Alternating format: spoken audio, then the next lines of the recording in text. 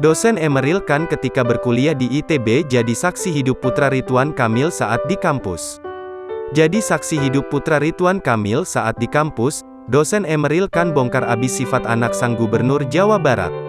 Bahkan, netizen auto terenyuh saat mengetahui sifat asli Emeril Khan yang selama ini tak diketahui.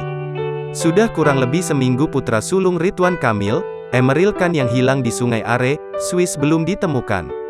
Gubernur Jawa Barat, Ridwan Kamil dan sang istri, Atalia Praratya disebut telah ikhlas pada musibah yang menimpa Emeril Khan Mumtaz. Bahkan, Ridwan Kamil dan istrinya juga meyakini bahwa Eril telah meninggal dunia karena tenggelam. Sistem pencarian yang sebelumnya berstatus orang hilang sudah diubah jadi mencari orang tenggelam.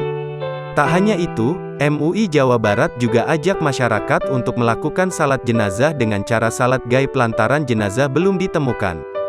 Insiden hilangnya Emeril Khan ini sukses jadi sorotan netizen seantero Indonesia. Salah satunya yakni dosen dari Emeril Khan ketika menempuh pendidikan di ITB. Dosen Emeril Khan di ITB mengaku baru tahu Emeril Khan anak dari Gubernur Jawa Barat di akhir masa kuliahnya. Bahkan, sang dosen juga tak segan membongkar sifat putra Ridwan Kamil yang selama ini tak diketahui publik.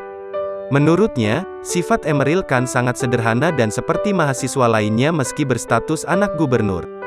Terus terang sampai akhir bahwa dia itu adalah anak dari seorang gubernur, ujar dosen ITB seperti dikutip Grid.id melalui akun Instagram @rumpi_gosip, Sabtu, tanggal 4 Juni tahun 2022. Karena dalam sehari-hari dan dalam bimbingan tugas akhir dan sebagainya, dia, Emeril Khan, sangat biasa, sifatnya, sambungnya.